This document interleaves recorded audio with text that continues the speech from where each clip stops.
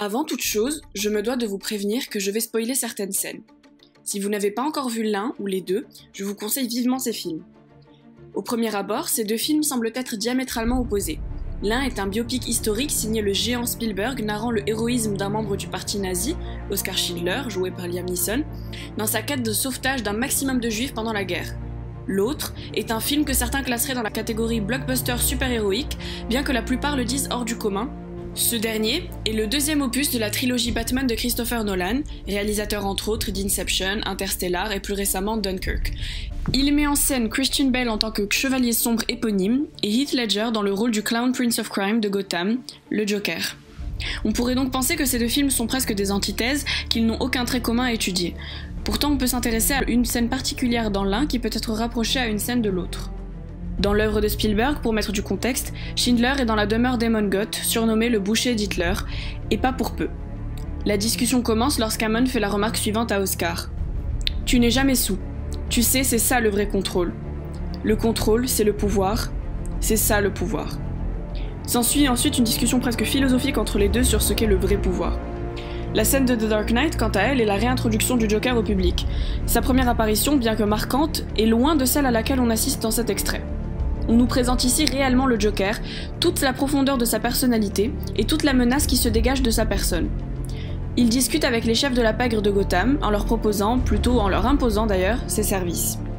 Dans les deux scènes, tout est une question de regard. Il est commun de dire que les yeux sont le miroir de l'âme, qu'ils retranscrivent aux autres notre intériorité. Il suffit, dit-on, d'un regard pour signaler à l'autre ce que l'on ressent. Car c'est bien une question de partage. Les regards sont adressés aux autres, pas à soi. Ils peuvent donc autant amener la paix que le chaos. Ils peuvent signifier une certaine hiérarchie des relations, comme une égalité entre deux individus. Dans nos deux scènes, les coups d'œil échangés indiquent une sorte de combat entre les personnages. Dans le film de Nolan, le Joker n'est d'abord que son. Son rire sonore retentit dans le bâtiment où se tient la réunion des éminents de la mode. Leur première réaction est l'intrigue. Ils sont en incompréhension totale. Leurs regards sont en alerte, ils se regardent autour d'eux. Ensuite, la caméra change d'angle pour se retrouver derrière le Joker. On le devine à sa carrure, ses cheveux verts habituels et évidemment son rire. La tension monte tandis que la bande-son de Hans Zimmer se fait de plus en plus dérangeante à l'arrière. Et puis enfin, on le voit. Dans un attirail à cheval entre le traditionnel Joker des comics, palette de couleurs, costume atypique, et une révolution de l'apparence du personnage. Maquillage homemade, cheveux gras et visiblement teints. On est loin du Joker tombé dans un bain d'acide et défiguré, il s'est auto-transformé. Là encore, son regard est synonyme de transgression. Il confirme ce qu'on se dit quand on le voit. Ce personnage fait peur. Il est dérangeant, mais mal à l'aise.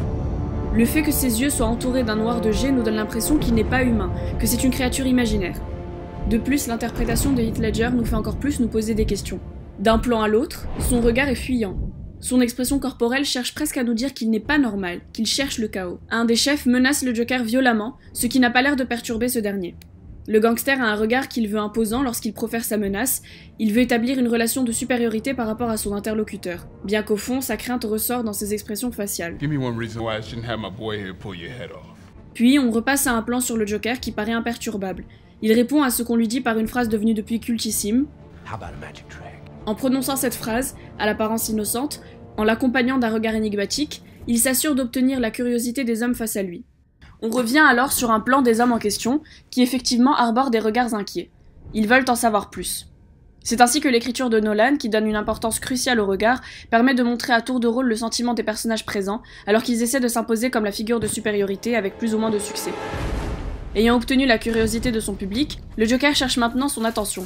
Pour ce faire, il réalise son tour de magie macabre.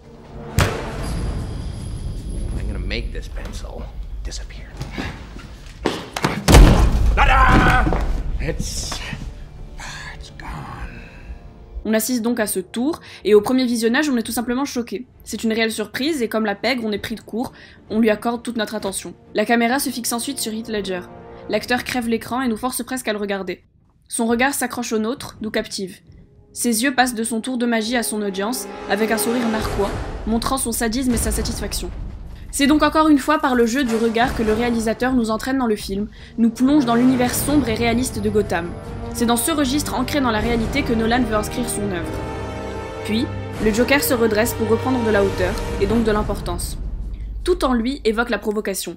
Oh, and by the way, the suit, it wasn't cheap. You ought to know, you bought it. Leur regard passe alors de l'incompréhension à la colère.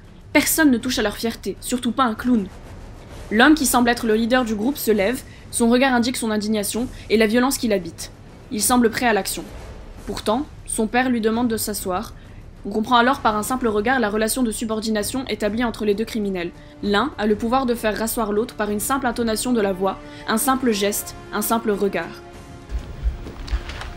I want to hear proposition. Il se rassoit lentement en continuant de fixer l'homme face à lui, qui se délecte du pouvoir qu'il vient d'acquérir par un simple tour de magie. Le clown continue de profiter de la situation, qui l'avantage, en pointant du doigt et en regardant les hommes presque pour se moquer d'eux. Encore une fois, son regard est fuyant. On cherche à le trouver, pour essayer de comprendre ce qui le motive. C'est un thème qui reviendra de multiples fois à travers le film. On veut comprendre pourquoi il agit ainsi, que cherche-t-il? Question qui ne trouvera pas de réponse. Selon moi, c'est une des meilleures décisions artistiques du film, car en nous masquant les motivations de l'antagoniste principal, on nous empêche de sympathiser avec lui, on nous force presque à être fasciné par un personnage qui ne cherche que le chaos, sans raison particulière. C'est sur cette dernière image que j'aimerais clôturer pour cette scène. On est ici devant la quintessence du Joker. Fier. Il a réussi à prendre le dessus dans une situation qui le vouait au départ à l'échec. Il maîtrise désormais la discussion, il décide où la diriger, où l'ancrer. Il peut proposer quelque chose et tout le monde l'écoute. Au final, il a eu ce qu'il cherchait au départ, l'attention totale et fiévreuse de tous les hommes qui lui font face. À présent, il serait judicieux de comparer cette scène à celle de la liste de Schindler. La scène se passe sur une terrasse, la nuit. Le cadre temporel est donc propice à la confidence. En se penchant sur le script, écrit par Steven Zaillian, on nous indique clairement que les deux hommes entretiennent une discussion en observant en même temps le camp en dessous d'eux. Position peu anodine qui renforce la prétendue supériorité de ces hommes sur ceux qui peuplent le camp. Le script nous indique qu'il y a une musique au loin, avec la berceuse de Brahms, des frères Rosner jusqu'en bas vers les baraques des femmes, qui calment les habitants. Ici, en haut sur le balcon, Schindler et Goth, ce dernier si soûl qu'il tient à peine debout, fixent au dehors le royaume noir de Goth. Au départ, le plan est de pied. On voit les personnages à une certaine distance, ce qui rend pour l'instant la scène très impersonnelle. On n'a pas accès aux yeux des hommes, donc aucune idée de leur ressenti. On devine pourtant qu'Emon est soûl, sans avoir besoin de lire le scénario, étant donné qu'il peine à se redresser, bien qu'il conserve son verre en main, alors qu'il est au sol. Quand il parvient enfin à se hisser sur sa chaise, la caméra change d'angle et on se retrouve pendant le reste de la scène avec un chant contre chant classique. Les acteurs sont filmés l'un face à l'autre, et quand on en aperçoit un, l'autre n'est reconnaissable que par son épaule.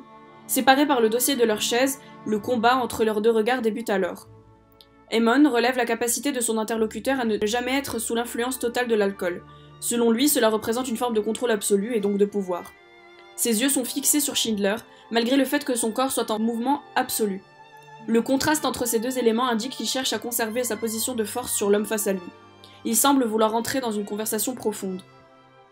Schindler l'écoute, son regard ne laisse rien transparaître. On sait qu'il joue la comédie, qu'il n'est proche d'Emon que pour lui soutirer des informations sur le régime. On sait qu'il cherche à tout prix à ne pas montrer qu'il éprouve ne serait-ce qu'une infime compassion envers les juifs. Il répond alors à son interlocuteur par une question « Est-ce que tu sais pourquoi ils ont peur de nous ?»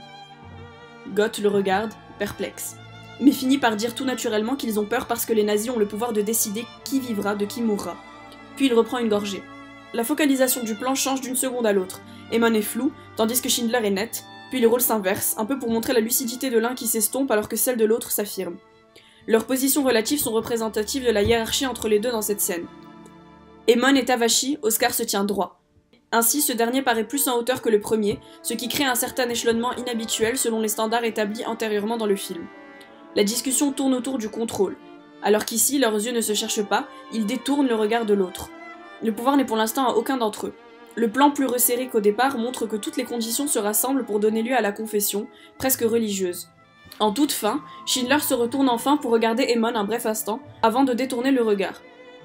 On change d'angle de vue encore une fois, on se retrouve en plan taille face à Emon, qui semble perdu. Il a le regard baissé, il se fait presque violence quand on pense à son rang et à sa personnalité. On le pensait incapable de faire preuve de remise en question, de baisser les yeux. Il relève la tête et regarde Oscar dans les yeux, la tension entre les deux monte, on ne sait pas à quoi s'attendre. Arrive enfin la confidence. Le plan se resserre au maximum ici. Schindler s'approche dangereusement d'Emon, plisse les yeux comme pour mieux voir et arbore un sourire inquiétant. Il s'ensuit une tirade de sa part. That's what the Emperor said. A man stole something, he's brought him before the Emperor, he throws himself down on the ground, he begs for mercy. He knows he's going to die. And the Emperor pardons him. This worthless man, he lets him go. Cette tirade est accompagnée d'un visage interdit de la part de Gott. On ne sait pas ce qu'il pense. Est-il séduit par le discours? Réalise-t-il le double jeu de Schindler? Ou simplement est-il trop sous l'influence pour comprendre véritablement ce qu'on lui dit? L'arrière-plan disparaît ici totalement, on ne voit plus qu'eux. Le cadre est fait pour nous obliger à nous concentrer sur ces deux personnages. Rien ne subsiste, eux seuls sont présents. Le combat entre leurs regards est alors à son apogée. Fixes et froids, leurs yeux s'affrontent pour voir lequel d'entre eux sera faible, lequel détournera son regard. La tension monte, on ne sait pas si la discussion tournera à la dispute, voire à l'affrontement physique. Quand Aemon parle enfin, c'est pour traiter Oscar de fou, comme pour s'éviter la réflexion, de peur de réaliser qu'il a peut-être raison.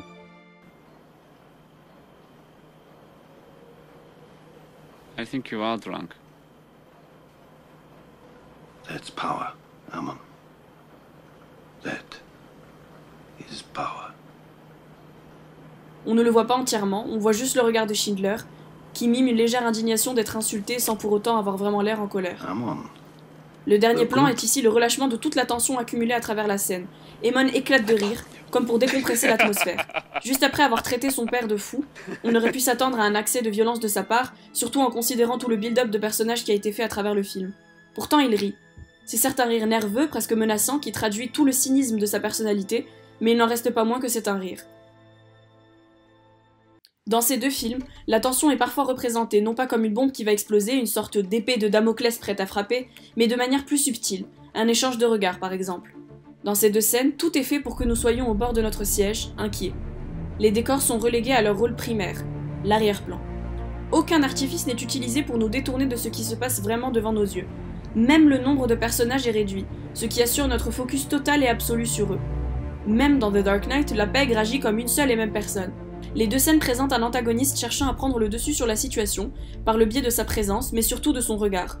Dans le cas du Joker, il réussit avec brio à s'imposer, comme le haut de la chaîne alimentaire de la salle, tue même quelqu'un pour s'affirmer.